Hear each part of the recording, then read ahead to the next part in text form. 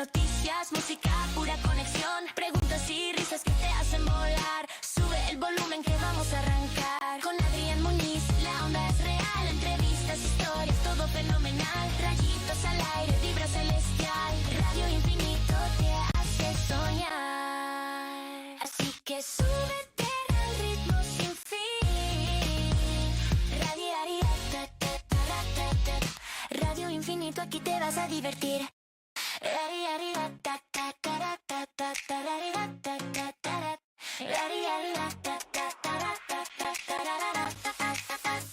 Radio Infinito, vibra sin fin, risas y flow, vamos a compartir.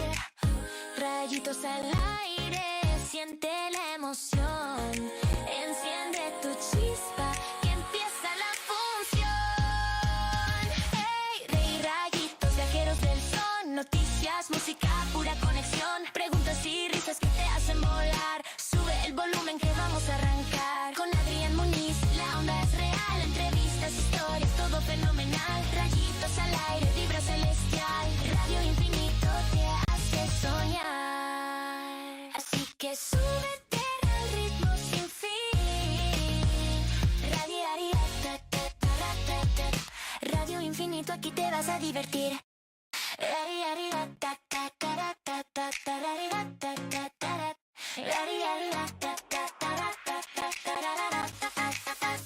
Radio Infinito, vibra sin fin, risas y flow, vamos a compartir. Rayitos al aire, siente la emoción, enciende tu chispa, que empieza la función. Hey, Rey Rayitos, viajeros del son, noticias, música, pura conexión, preguntas y risas que te hacen volar. Sube el volumen que vamos a arrancar. Con Adrián Muñiz, la onda es real. Entrevistas, historias, todo fenomenal. Rayitos al aire, vibra celestial. Radio Infinito te hace soñar. Así que súbete al ritmo sin fin. Radio Infinito, aquí te vas a divertir.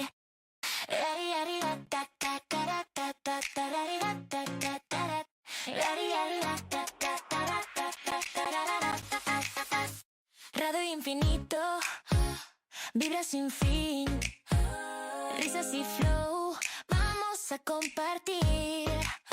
Rayitos al aire, siente la emoción, enciende tu chispa, que empieza la función. Hey, Rey Rayitos, viajeros del son, noticias, música.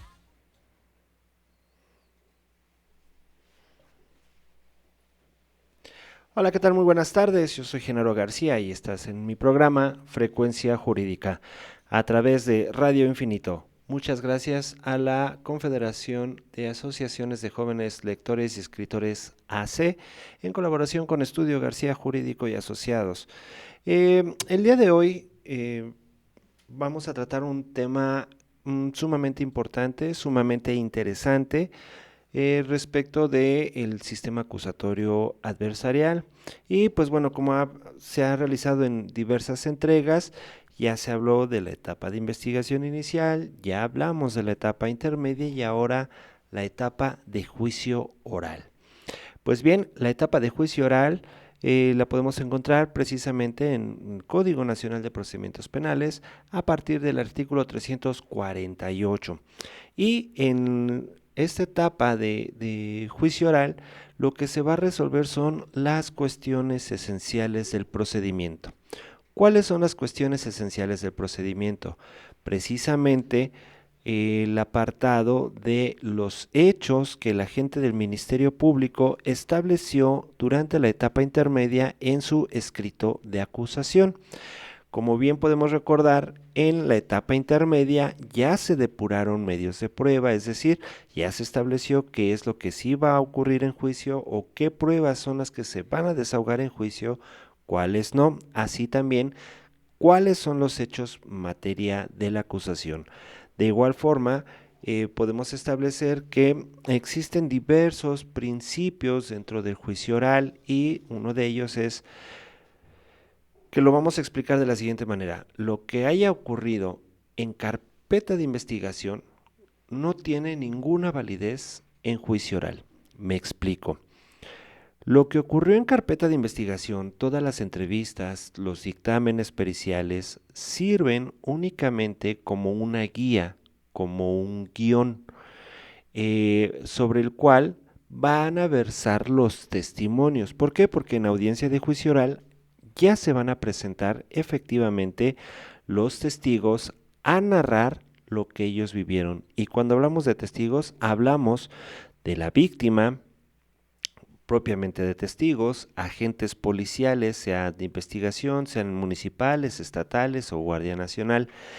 Y también se va a realizar el desahogo de los dictámenes periciales, pero como es a través del perito.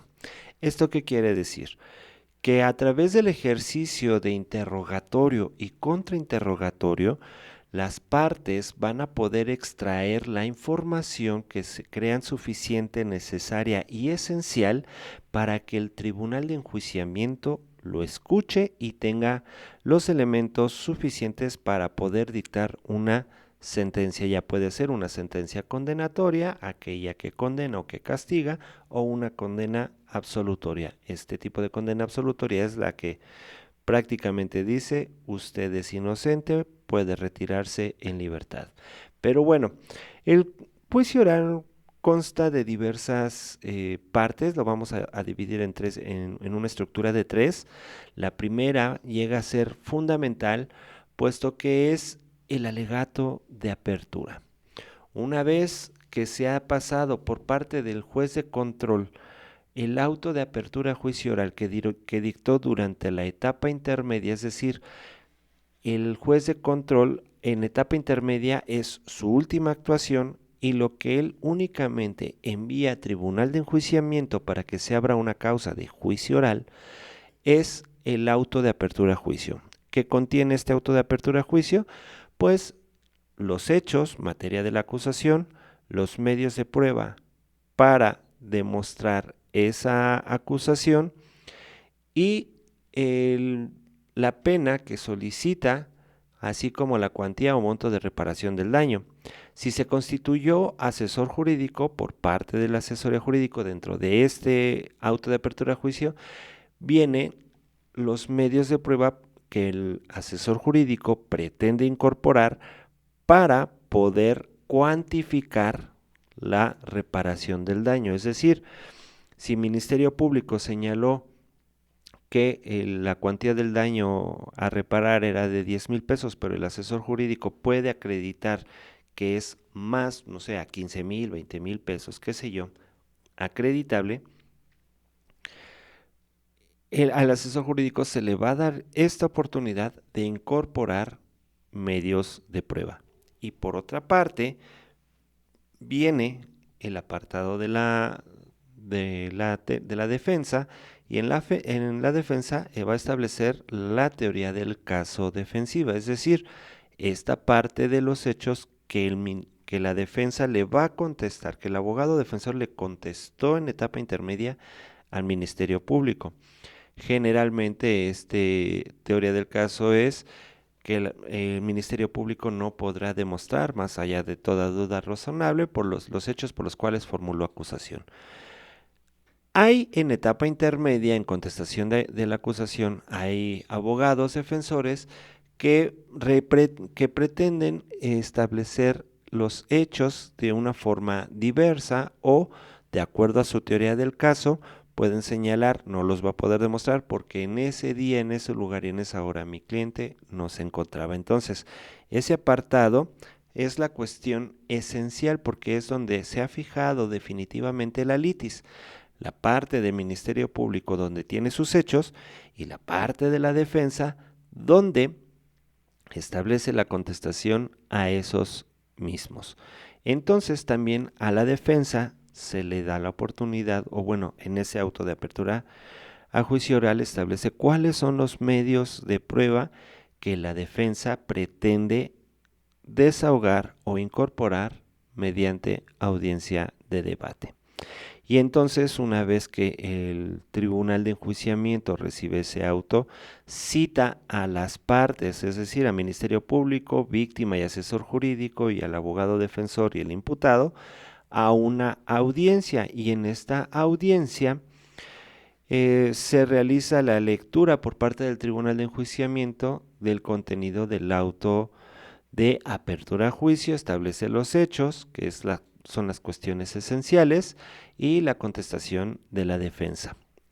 Posterior a ello, lo estoy hablando sin que haya hasta este momento tal vez alguna incidencia que plantear, algún amparo pendiente, alguna resolución de apelación pendiente o eh, algún otro tipo de planteamiento de incidencia, a lo mejor de que puedan regresar de juicio oral a etapa intermedia para poder optar por un mecanismo alterno u otra.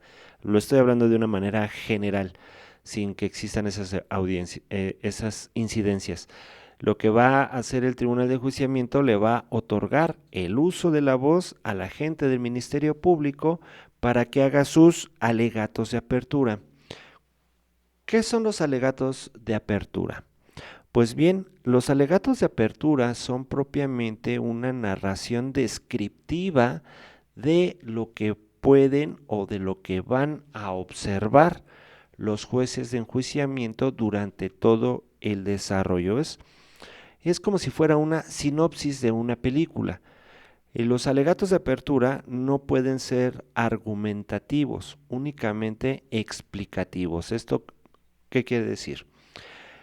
En un ejemplo, el agente del Ministerio Público puede establecer, señoría, esta representación social o este agente del Ministerio Público o esta fiscalía, depende del estilo de cada quien, demostrará más allá de toda duda razonable que en fecha 25 de noviembre del año 2024, aproximadamente a las 6 de la tarde, en el lugar ubicado en calle Abedul 212, en fraccionamiento Rinconadas de Patito, en el municipio de Pachuca, Juan Pérez le disparó a Rolando Gómez. Estos hechos se encuadran en la descripción típica de un homicidio, de unas lesiones, depende del tipo penal, y esto quedará demostrado más allá de toda duda razonable en virtud de todo el desfile probatorio que ustedes presenciarán por parte del Ministerio Público. En primer lugar, tendremos la presencia de la víctima o de la víctima indirecta, dependiendo, ¿no? Sí, obviamente, si estamos hablando de un homicidio, pues obviamente la víctima directa no vendrá, pero puede ser que sí, la víctima indirecta, tal vez la esposa, el cuñado, el tío, alguien que haya estado directamente en el lugar y que resulte ser este apartado de víctima, ofendido o alguna otra de sus acepciones.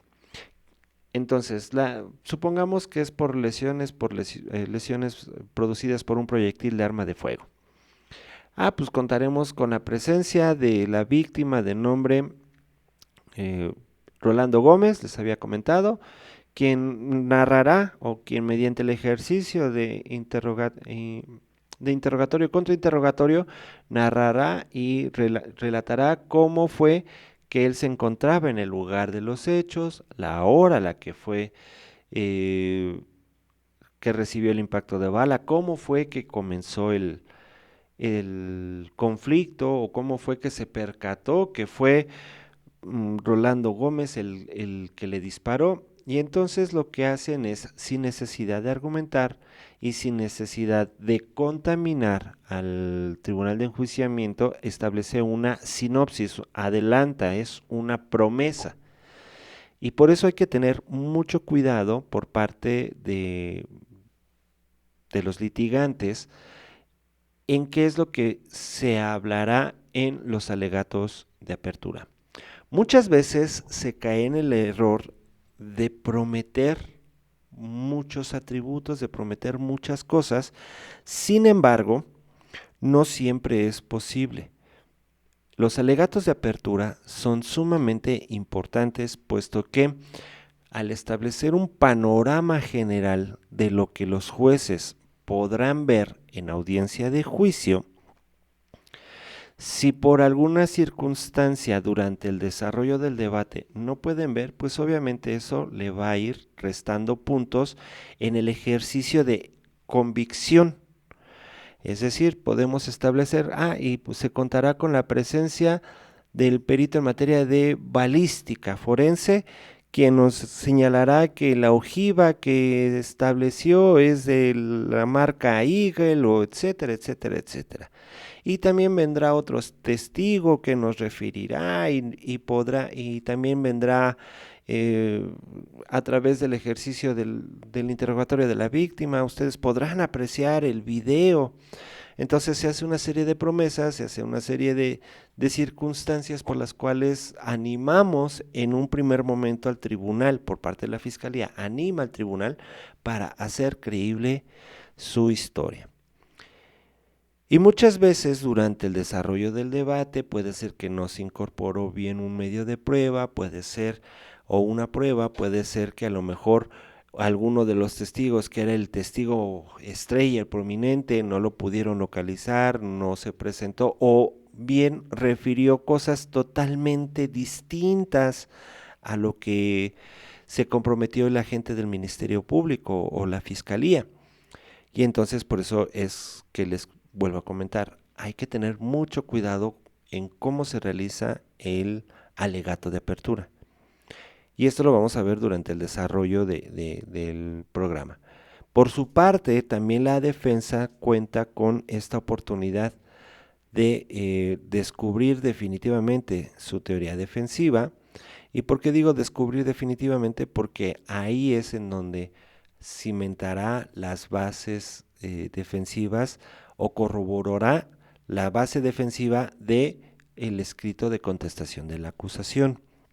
Obviamente, también son promesas que el abogado defensor realiza al tribunal de enjuiciamiento y por eso hay que tener cuidado, porque si yo digo, es que el Ministerio Público no podrá incorporar o no podrá demostrar o no podrá realizar A, B, C, D, es porque la defensa se va a comprometer a esas circunstancias. Es decir, supongamos con el ejemplo, es que el Ministerio Público no podrá demostrar que de la pistola que supuestamente aseguró es la misma de la que salió el impacto, o no podrá demostrar que existen indicios suficientes y razonables para mencionar que la pistola la estaba agarrando mi defendido. Entonces, todo este ejercicio del alegato de apertura a través de las promesas hay que hacerlas de una forma concreta,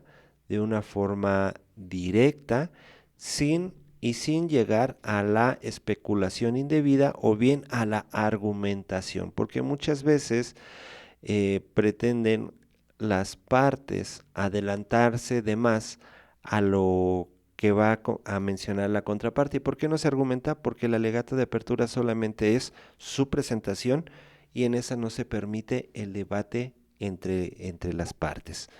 Entonces, muchas veces una táctica que se llega a utilizar es, seguramente escucharemos por parte de la defensa que referirá que esta fiscalía no cumplirá con la promesa de demostrar más allá de toda duda razonable.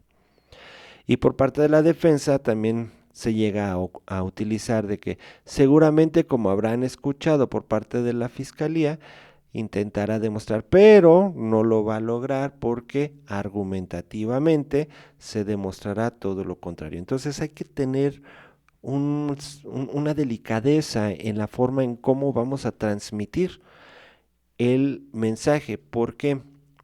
Porque los jueces del Tribunal de Enjuiciamiento son de quienes debemos captar la atención, no de mi contrincante en el litigio, sino de los jueces. Es de donde tenemos que decir, mira, lo que yo te estoy mostrando es más creíble, es más sencillo de demostrar. Y aquí ves a donde va a cobrar relevancia el alegato de apertura posteriormente al alegato de clausura. Pero bueno, una vez que se realiza este argumento, ejercicio del alegato de apertura, lo que continúa es precisamente la etapa de interrogatorio y contrainterrogatorio.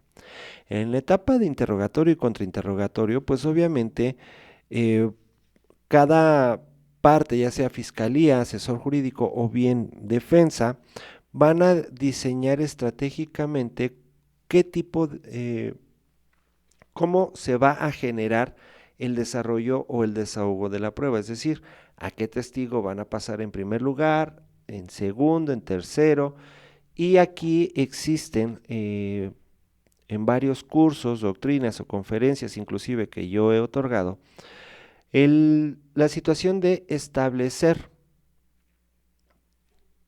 que para una mayor atención, el testigo más fuerte sea el primero en pasar. ¿Por qué?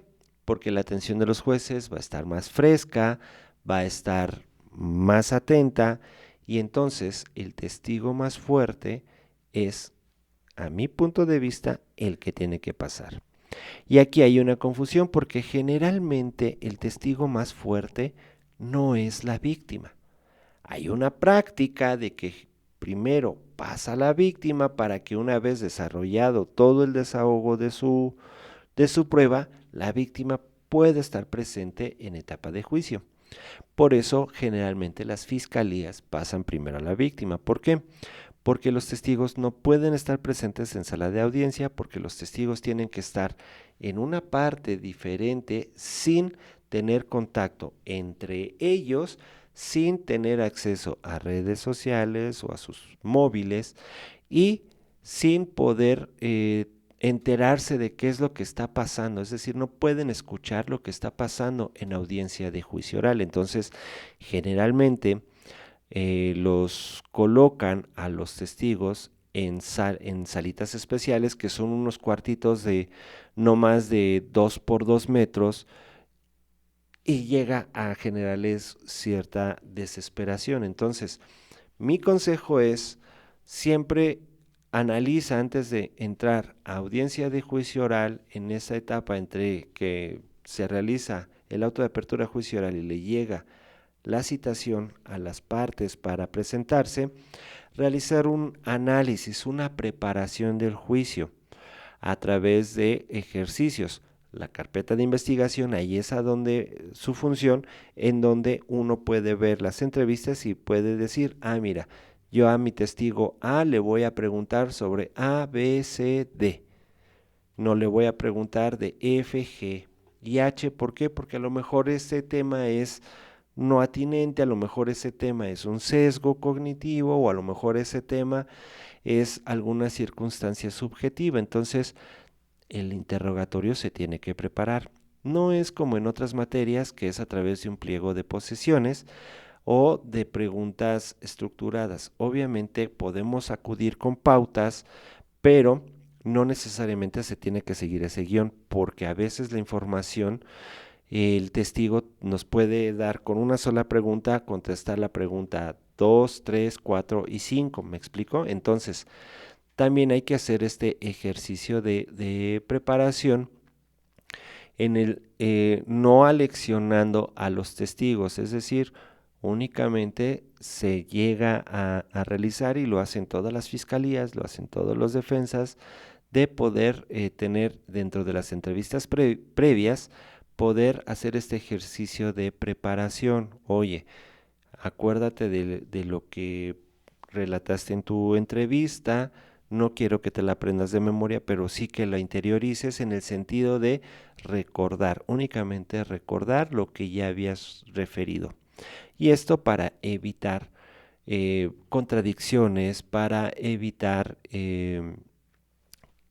que a lo mejor un punto en específico o toral se vaya de las manos o se escape. Por eso, reitero, no se alecciona porque no se memoriza, únicamente es una preparación a través de entrevistas previas. Eh, por su parte, ¿cómo es el interrogatorio? Bien, la parte oferente, y aquí hablo ya sea si el que ofrece es el Ministerio Público, el asesor jurídico o la defensa, eh, la parte oferente va a ser va a hacer preguntas de forma abierta. ¿Y cómo son estas preguntas de forma abierta? ¿Qué pasó? ¿Cómo pasó? ¿Cuándo pasó? ¿A qué hora pasó? Es decir, eh, lo primordial es establecer las bases. Esas bases de confianza se llama rapport, esa base de confianza o de rapport con el testigo. Oiga, buenas tardes, Juan Pérez, mire, yo soy el agente del Ministerio Público, o yo soy la defensa, o yo soy el asesor jurídico. Le voy a hacer una serie de preguntas. Primer motivo, ¿por qué motivo se encuentra usted aquí? Ah, bueno, yo me encuentro aquí porque voy a realizar o porque yo denuncié a fulanito de tal por este hecho. Ok, ¿qué fue lo que ocurrió con relación a la denuncia que usted señaló? Ah, pues lo que pasa, o cuáles fueron los hechos por los cuales usted denunció. Ah, pues mire, los hechos, y empieza en el primera intervención, que es el interrogatorio. A través de preguntas abiertas se da esa oportunidad de que el testigo se exprese de una manera más libre. Por otro lado,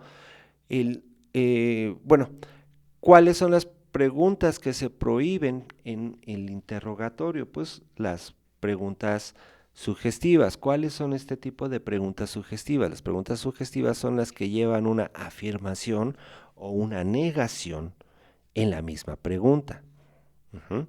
Habitualmente, y haciendo una comparativa tal vez con el derecho civil, el proceso civil anterior al sistema que se está comenzando a incorporar, igual de sistema de juicios orales, lo que hacían las preguntas en el anterior es que diga el testigo si es cierto como lo es. No, en la etapa de juicio oral las preguntas son abiertas. Si dentro de una pregunta va el es verdad, o que diga el testigo si vio el carro que era de color rojo, ese tipo de preguntas se desechan. Pero aquí es en donde viene la capacidad operativa de la contraparte. ¿Por qué? Porque hay un sistema de objeciones, y para las objeciones, estas tienen que ser con relación al tipo de preguntas que se encuentran prohibidas. Entonces, si estamos en el interrogatorio, es decir, en la primera oportunidad que se realiza la pregunta al testigo por parte del oferente, las preguntas que son sugestivas están prohibidas. Las preguntas que sean impertinentes están prohibidas. ¿Y qué es una pregunta impertinente? Aquella pregunta que no tiene nada que ver con lo que haya dicho el testigo, o que no tenga nada que ver con lo que se está resolviendo en el momento o con la materia de juicio oral. Ahora, por su parte, cuando viene el contrainterrogatorio, generalmente vamos a llamarlo, ya pasó la víctima, ya le hizo preguntas Ministerio Público, ahora viene el contrainterrogatorio, que es por parte del abogado defensor. Las reglas en el contrainterrogatorio cambian porque el abogado defensor, o la parte que no ofreció la prueba y que le toca el contrainterrogatorio, sí puede realizar preguntas sugestivas a través de sí o no. O es verdad que usted no vio el hecho, es verdad que usted no estaba. ¿De acuerdo? Entonces, la forma de estructurar es un tipo de pregunta más rápida, que no admite contestaciones, o perdón, que no permite que se amplíe la contestación de la víctima. Por lo general, este tipo de preguntas sugestivas se cierran a una respuesta de un sí o un no. Y aquí es a donde hay que tener mucho cuidado para el control de testigo. ¿Por qué? Porque muchas veces, cuando se realiza el contrainterrogatorio, el contrainterrogante no ejerce un control sobre el testigo, y muchas veces permite que el propio testigo componga. Es decir, se le puede preguntar, ¿es verdad que vio que era un carro rojo? ¿Cierto? No. porque lo que yo vi era que era un color como naranja o como amarillo. Entonces, si el que está contrainterrogando no realiza un corte respecto de la respuesta, pues obviamente lo que va a ocurrir es que se puede ampliar la respuesta y se nos va a salir de control. Entonces, es por eso que también el contrainterrogante debe llevar respecto de las entrevistas cierto tipo de preguntas sobre los cuales nos genera cierta suspicacia o de las cuales podemos dudar de que sea verídico o sea real lo que determinado testigo refirió. Esto es por cuanto hace tipo de testigos regulares. Podemos hacer preguntas tal vez un poco más específicas tratándose de peritos. Cuando se trata de peritos, una de las permisiones que nos da el Código Nacional de Procedimientos Penales es hacernos acompañar de, de expertos para que nos apoyen o nos ayuden con la formulación de preguntas. Es decir, el abogado defensor o el abogado ministerio público o el abogado asesor jurídico se puede hacer acompañado de consultores técnicos, es el término correcto, de consultores técnicos. Y un consultor técnico generalmente puede ser otro perito de la misma materia, siempre y cuando éste no haya sido ofrecido como medio de prueba. Es decir, si yo ofrecí como abogado defensor una pericial en criminalística, pues obviamente no puedo jalar al perito que yo contraté como criminalista para que me hiciera un dictamen como consultor técnico. Tendría yo que jalar o traer a otro perito en materia de criminalística quien me pueda ayudar. O bien, si no tenemos esta capacidad objetiva de un cuerpo de servicios periciales, tal vez en un sistema previo, el propio perito criminalística, sin necesidad de jalarlo como consultor técnico, nos puede decir, mira, yo veo esta debilidad en A, B, C, D del primer dictamen, yo te sugiero que puedas preguntar esto y esto y esto. Y entonces, aquí es en donde precisamente los abogados, los litigantes, debemos de tener un conocimiento, aunque sea mínimo, de las materias periciales sobre las cuales vamos a interrogar o contrainterrogar.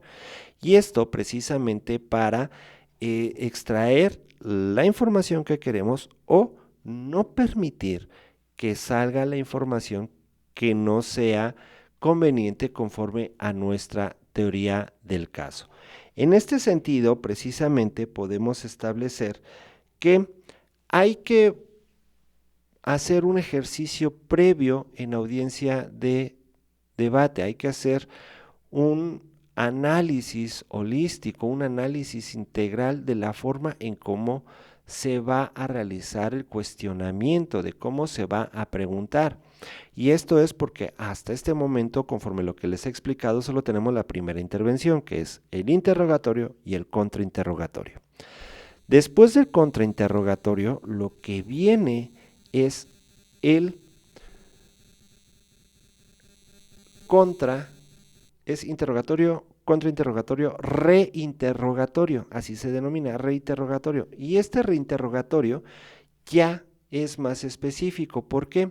Porque el reinterrogatorio va a versar únicamente con relación a las respuestas que se dieron en el contrainterrogatorio, ya no tratar de subsanar lo que faltó o se omitió en la primera etapa, que es el interrogatorio.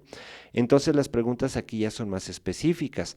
¿Tienen que continuar siendo de manera abierta? Sí, porque es la parte del oferente, pero únicamente tiene que versar con relación a lo que el abogado contrincante señaló en el contrainterrogatorio.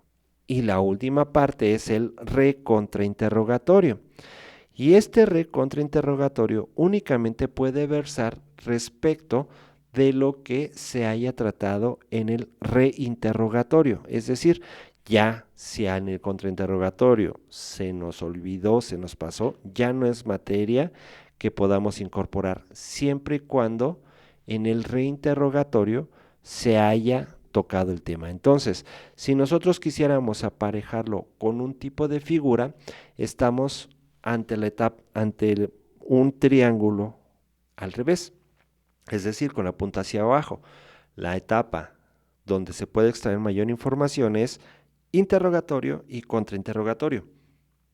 Y la parte donde se define o se hace más fina la información es en el reinterrogatorio y en el recontrainterrogatorio. Entonces sí hay que aprender a tener dominio respecto de la escucha activa, el tomar notas y formular las preguntas en el momento. Generalmente yo aconsejo que a una audiencia de juicio oral no se acuda solo el litigante, siempre hay que contar con la compañía o acompañamiento de algún colitigante, al personal del propio despacho, alguien que pueda ayudarnos tal vez en la toma de notas con relación a las respuestas, a las preguntas, y para que nosotros, el litigante principal, pueda estar ejerciendo solo una escucha activa para poner objeciones o para saber qué siguiente pregunta realizar y evitar cualquier otro tipo de distracción. A grosso modo, precisamente esta es la etapa de debate, es la etapa de interrogatorio y contrainterrogatorio. Obviamente tiene sus especialidades conforme a cada tipo de testigo. Viene en los ejercicios, hay ejercicios de evidenciar contradicción, que eso los podemos tratar en otro tema, en otro programa, ejercicios para refrescar memoria, porque obviamente pues hay cosas que se le pueden escapar a nuestro testigo o al testigo de la otra parte y se puede hacer un ejercicio de refrescamiento de memoria. ¿Cómo se refresca la memoria? Pues obviamente tal vez poniéndole el apartado en específico de la entrevista que le fuera recabada y para que la lea para sí mismo y entonces poder recordar lo que se le había olvidado. Pero estos temas de ejercicio de refrescamiento y ejercicio de evidenciar contradicción son materia muy vasta. Vamos a una pequeña pausa comercial para terminar con la última etapa de la audiencia de juicio oral o bueno del debate, que serían los alegatos de clausura, y para poder realizar contestación a las preguntas que tenga nuestro público. Si tienes dudas, por favor hazlas en la caja de comentarios o a través del chat que se tiene de la aplicación de WhatsApp. Esto es Frecuencia Jurídica. Yo soy Genaro García. No le cambies. Cada piedeza cuenta una historia, hecha a mano, con dedicación y amor, única, como quien la elige. Betelli, accesorios y arte. Hay símbolos que han trascendido el tiempo, historias que pocos comprenden. Los sábados, a las 3 de la tarde, descubre los misterios de la masonería. Un santuario íntimo, donde cada instante se vuelve eterno. Celebra el amor, la vida y los nuevos comienzos. Lotus Grill Experience. Un espacio para conversar, compartir y disfrutar un buen momento. Todos los lunes a las 2:30 de la tarde. Un café con rocios. Cada piedeza cuenta una historia, hecha a mano, con dedicación y amor, única, como quien la elige. Betelli, accesorios y arte. Hay símbolos que han trascendido el tiempo, historias que pocos comprenden. Los sábados, a las 3 de la tarde, descubre Los misterios de la masonería. Un santuario íntimo donde cada instante se vuelve eterno. Celebra el amor, la vida y los nuevos comienzos. Lotus Grill Experience. Un espacio para conversar, compartir y disfrutar un buen momento. Todos los lunes a las 2:30 de la tarde. Un café con rocios. Cada piedeza cuenta una historia, hecha a mano, con dedicación y amor, única como quien la elige. Beteli, accesorios y arte. Hay símbolos que han trascendido el tiempo, historias que pocos comprenden. Los sábados, a las 3 de la tarde, descubre los misterios de la masonería. Un santuario íntimo donde cada instante se vuelve eterno. Celebra el amor, la vida y los nuevos comienzos. Lotus Grill Experience. Un espacio para conversar, compartir y disfrutar un buen momento. Todos los lunes a las 2:30 de la tarde. Un café con rocios. Cada piedeza cuenta una historia, hecha a mano, con dedicación y amor, única como quien la elige. Beteli, accesorios y arte.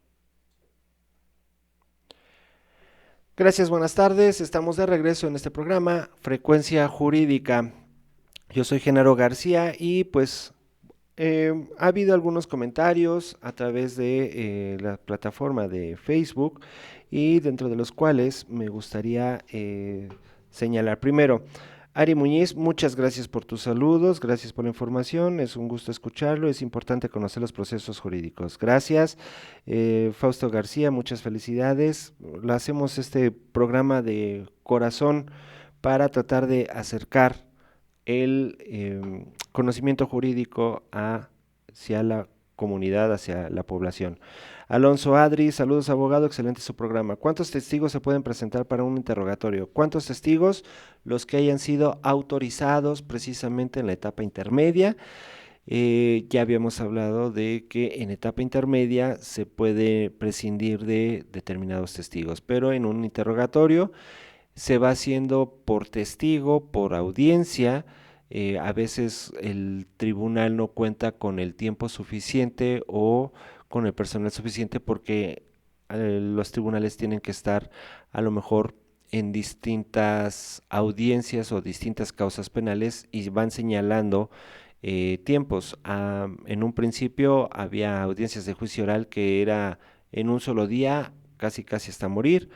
Hay otras circunstancias, dependiendo del distrito judicial, que pues las audiencias de juicio oral se van segmentando por sesiones de 1 hora, de 2 horas, y va dependiendo la cantidad y la calidad de testigo, pero todos testigos para interrogatorio o contrainterrogatorio son los que hayan sido autorizados por el juez de control.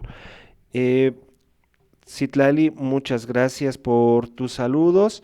Igualmente es un gusto poder contar con tu presencia. Juan Raúl Muñiz nos pregunta, saludos mi estimado Genaro, para el tema de los testigos es importante comentar que los mismos deberán corroborar los hechos, es decir, que le consten las circunstancias de tiempo, hecho y lugar, tiempo, modo y lugar. Efectivamente, este ejercicio de saber qué tipo de prueba es la que se lleva a audiencia de juicio oral ya pasó por el tamiz de la etapa de investigación, de la etapa intermedia y ahora para juicio oral. Y obviamente lo que va a referir el testigo tiene que ver con el hecho materia, si es por parte de la fiscalía, con el hecho materia de la acusación, si es por parte de la defensa, tiene que ver con el hecho de la contestación, es decir, si la defensa dice es que mi cliente no estuvo en el lugar, pues el testigo tendrá que corroborar y es como lo que se conoce generalmente como testigos de coartada, es decir, la Suprema Corte ya lo ha señalado que un testigo de coartada es aquel que puede dar cuenta de que la persona se encontraba en un lugar o hecho diferente al momento de los hechos. Entonces, obviamente, estos testigos tienen que dar fe o cuenta de que la persona tal vez investigada se encontraba en otro lugar, pero no es solo a través del testimonio, habrá que corroborarlo de manera periférica, tal vez con alguna otra prueba, puede ser con algunos videos de videovigilancia, puede ser con eh, alguna documental, por ejemplo, no sé, la entrada y salida del país o que haya acudido a algún otro estado y que haya, no sé, visitado algún lugar y que haya constado registro de esa presencia, tal vez algún boleto de camión, de aeropuerto, etcétera. Entonces sí, el testigo tiene que dar tiempo, modo, lugar, circunstancias, pero no solo el testigo, sino que debe de haber periféricamente mayores elementos de prueba que puedan corroborar, porque pues puede darse la subjetividad en la resolución y precisamente la audiencia de juicio oral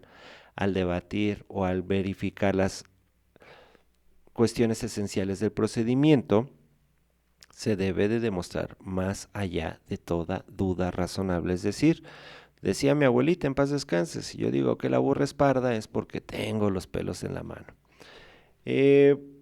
A través del chat de WhatsApp nos han hecho igual 2 preguntas con relación a los testimonios, que no ha quedado tal vez muy claro cómo es el interrogatorio y el contrainterrogatorio. Sin embargo, bajo estas ópticas, precisamente resulta interesante poder analizar de manera directa y tal vez yo creo que esto lo podemos hacer de diferentes programas o a través de la elaboración de alguna conferencia, de algún taller específicamente por cuanto hace interrogatorio y contrainterrogatorio, pero la esencia, el interrogatorio es la primera parte que se le va a preguntar al testigo y es por parte de el que lo ofrece, la víctima, Ministerio Público o el abogado defensor. Esa es la parte del interrogatorio y sus preguntas son abiertas.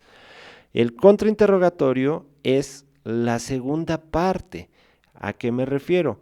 Ya terminó el oferente, ahora le toca a la contraparte. Si le ofreció el Ministerio Público, él hace interrogatorio y contrainterrogatorio lo hace el abogado defensor. Y entonces, por eso se permiten preguntas sugestivas, tratando de evidenciar que existen contradicciones entre lo que dijo frente al tribunal de juicio con lo que dijo en etapa de investigación o cualquier otro tipo de ejercicio. Y a veces en el contrainterrogatorio muchas veces se caen testimonios en el sentido de que se puede dar cuenta de que es testigo inventado, de que mm, pensarán que es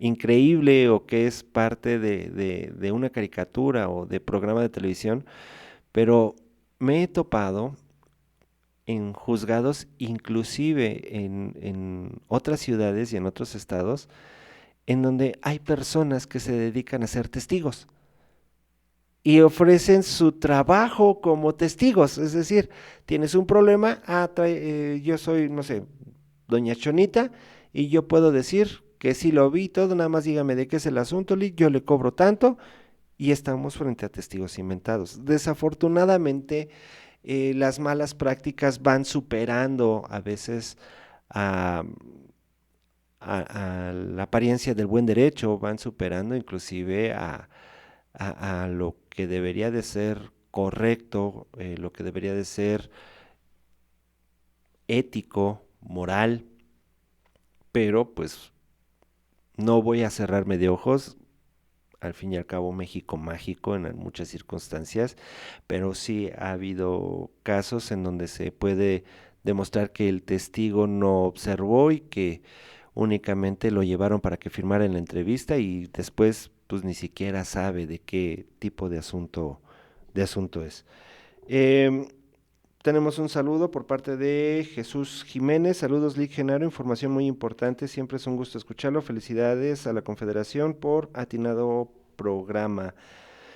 Muchas gracias a ti por estar presente, por conectarte con nosotros. Entonces, la última etapa de la parte de la audiencia del debate antes de la emisión de la sentencia o del fallo son los alegatos de clausura.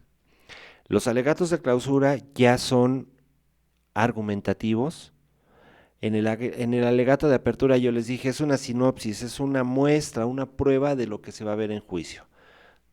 En el debate, en los interrogatorios y contrainterrogatorios, se intentó demostrar lo que se ofreció en el alegato de apertura. Y el alegato de clausura es conjugar alegato de apertura con lo visto y dar una opinión respecto del resultado. Entonces, el alegato de clausura ya es un alegato en el cual se permite la argumentación, porque este alegato de clausura ya es debatible, es decir, primero Ministerio Público, defensa, Ministerio Público le contesta a la defensa y por último defensa le contesta en su último apartado a Ministerio Público. Mi sugerencia,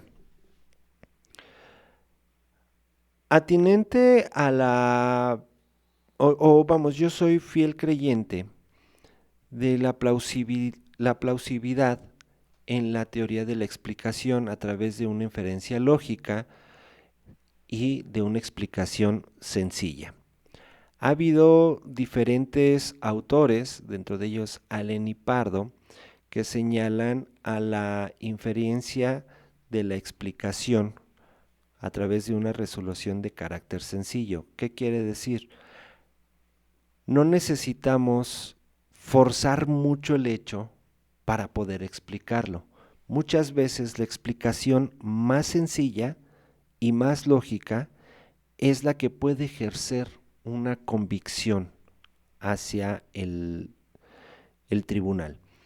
Si en el alegato de clausura empezamos a desvariar, empezamos a dar teorías y teorías y teorías y no lo concretamos a una explicación lógica y sencilla, pues obviamente vamos a perder la atención del tribunal y va a ser poco creíble. Sin embargo, si hacemos una explicación coherente, lógica, pragmática y pero muy sencilla, va a ser mayormente fácil, con base en la razonabilidad, con base en el razonamiento probatorio, porque también los abogados postulantes, y vuelvo, Ministerio Público, asesor jurídico y defensor particular, deben dominar hasta cierto punto el sistema de valoración a través del razonamiento probatorio. ¿Con qué fin? Con el fin de, si ustedes me lo permiten, ponerle la última cerecita al pastel, el último toque. Si no hacemos buenos alegatos de clausura, lo que va a ocurrir es, se va a perder la atención, y si de por sí el tribunal de enjuiciamiento, una vez desahogado el debate, ya van con una idea preconcebida de cómo puede ser su fallo, si no hacemos una buena argumentación durante el alegato de clausura, lo que va a ocurrir es de que podemos concretar la idea preconcebida o, si lo hacemos bien, cambiar el enfoque del tribunal de enjuiciamiento. Es por ello que este tipo de argumentos son sumamente importantes. Hay que tener un conocimiento previo desde carpeta de investigación, etapa intermedia, desarrollo de personaje durante los testimonios y cómo se concreta. ¿Por qué mi prueba puede tener un peso mayor en convicción frente a la prueba de mi oponente? Entonces, tenemos que con estas 3 etapas del desarrollo de la audiencia de debate, pues se va a pasar a lo que es el fallo. Y el fallo es es la explicación del Tribunal de Enjuiciamiento, una explicación sencilla sobre la cual resuelve culpable o inocente. Punto. Pero es una explicación sencilla, y ya una explicación más detallada se verá en la audiencia de lectura y explicación de sentencia. Pero bueno, esto es lo que tenemos hasta este momento en audiencia de debate, en audiencia de juicio oral. Vamos a una pausa comercial, regresamos con el mensaje final. No le cambies, esto es Frecuencia Jurídica. Cada piedeza cuenta una historia, hecha a mano, con dedicación y amor, única como quien la elige. Beteli, accesorios y arte. Hay símbolos que han trascendido el tiempo, historias que pocos comprenden. Los sábados, a las 3 de la tarde, descubre los misterios de la masonería. Un santuario íntimo, donde cada instante se vuelve eterno.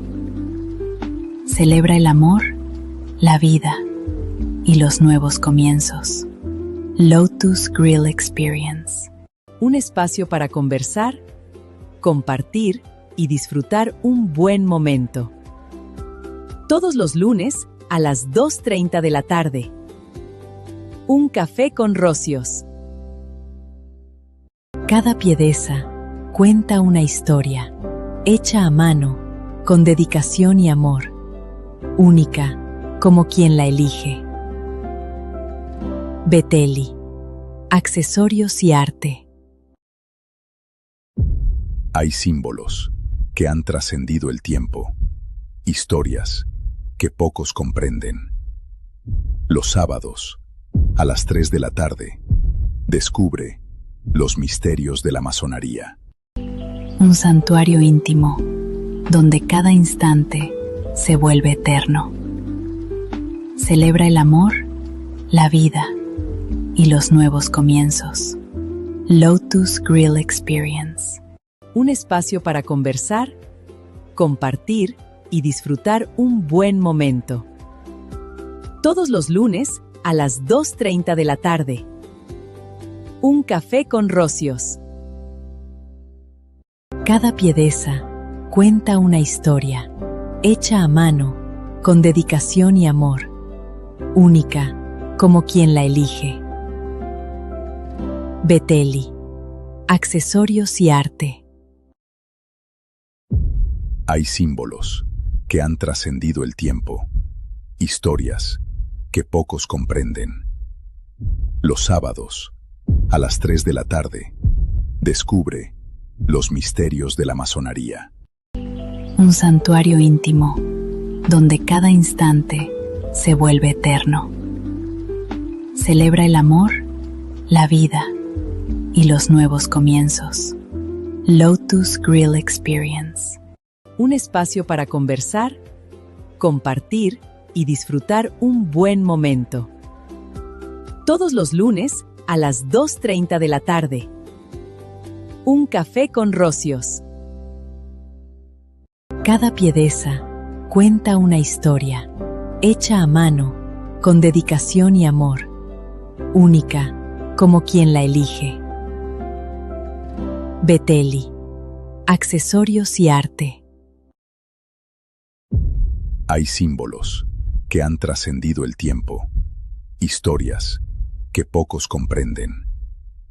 Los sábados, a las 3 de la tarde, descubre los misterios de la masonería. Un santuario íntimo, donde cada instante se vuelve eterno. Celebra el amor, la vida y los nuevos comienzos. Lotus Grill Experience. Un espacio para conversar, compartir y disfrutar un buen momento. Todos los lunes a las 2:30 de la tarde. Un café con rocios. Cada piedeza cuenta una historia. Gracias, buenas tardes. Estamos de regreso en tu programa Frecuencia Jurídica. Yo soy Genaro García, titular de Estudio Jurídico García y Asociados. En esta ocasión, nuevamente en colaboración con la Confederación de Asociaciones de Jóvenes Lectores y Escritores AC y a través, siempre gracias del patrocinio de Radio Infinito. Pues bien, si es cierto que la audiencia de juicio oral pudiese señalarse como una audiencia sumamente compleja, la realidad es de que es muy práctica, es sencilla en que es sumamente ágil. Obviamente hay que manejar y conocer elementos técnicos, control de testigos, inclusive ejercer un poquito dentro de este control de testigos circunstancias psicológicas para poder realizar detecciones momentáneas con relación a las microexpresiones y poder saber de una manera sagaz o poder preguntar de una manera sutil, directa o exponencial, dependiendo el tipo, cuáles son, si es que el testigo miente, si no miente, si está cimentado en la verdad o no. Entonces, si es un juego de estrategia, yo lo veo como un juego de estrategia, es estar concentrado al 100%, por eso siempre recomiendo que para una audiencia de juicio oral, más allá de una audiencia intermedia que ya expliqué que es sumamente técnica, o de una audiencia inicial, que es únicamente el debate entre las partes, en una audiencia de juicio oral es atención al testigo, al Ministerio Público e inclusive a los propios jueces de enjuiciamiento. ¿Por qué? Porque las microexpresiones muchas veces nos pueden dar cuenta de por dónde sí, por dónde no. Aprender a leer a las personas es sumamente importante. Aprender a desarrollar el procedimiento es importante. Aprender o tener un buen ejercicio de rapport. ¿Por qué? Porque puede hacer que sea testigo de mi contraparte, pero si yo en el contrainterrogatorio puedo ejercer un buen rapport con la persona, puedo yo extraer mayor información, tal vez información que ocultó, tal vez alguna contradicción, o bien maximizar o explotar el potencial humano. Si veo que es una persona que tal vez pierde los estribos y que con tal de no quedarse callado y querer tener la razón, le rascamos por un ladito y desvía la atención y resulta ser que no fue testigo presencial o que únicamente fue así de oídas o que no puede corroborar el hecho, pues obviamente por ahí. Pero ¿cómo lo vamos a hacer? A través de un rapport. ¿Por qué? Porque generalmente cuando son testigos contrarios siempre llegan con una reticencia, siempre llegan con un hoy, y no.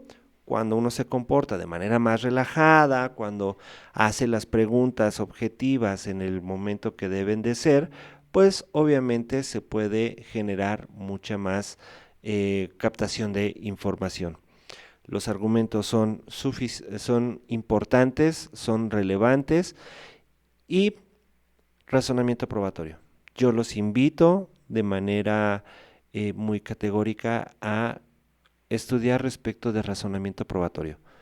Cuando conocemos las bases del razonamiento probatorio en una audiencia de juicio oral, podemos construir argumentos más sólidos, podremos construir interrogatorios o contrainterrogatorios más definidos y desde luego ejercer una mayor convicción hacia el tribunal de enjuiciamiento. Y pues bien, eso es todo por el día de hoy. Espero que les haya gustado el programa. Nuevamente agradezco a la Confederación de Asociaciones de Jóvenes Lectores y Escritores AC, agradezco a Radio Infinito por este espacio, por este programa, pero sobre todo te agradezco a ti, que lunes a lunes me acompañas, ya sea en entrevistas o en este, vamos a llamarlo monólogo informativo, respecto de cuestiones esenciales del derecho. Yo soy Genaro García, soy titular de Estudio Jurídico García y Asociados. Muchas, pero muchas gracias por acompañarme. Y para este cierre de mes, de informar que si tú deseas una asesoría o una consulta jurídica, puedes contactarnos ya sea a través de la página de la Confederación de Asociaciones de Jóvenes Escritores y Lectores, o bien a través de mi página de Facebook, Estudio Jurídico García y Asociados. Escríbeme, concertamos una cita y como promoción por lo que resta del mes de mayo, la primera asesoría y consulta es totalmente gratuita. Yo soy Genaro García, esta es Frecuencia Jurídica, nos vemos la próxima semana. Muchas gracias, que Dios te bendiga. Bye. Cada piedeza cuenta una historia, hecha a mano, con dedicación y amor.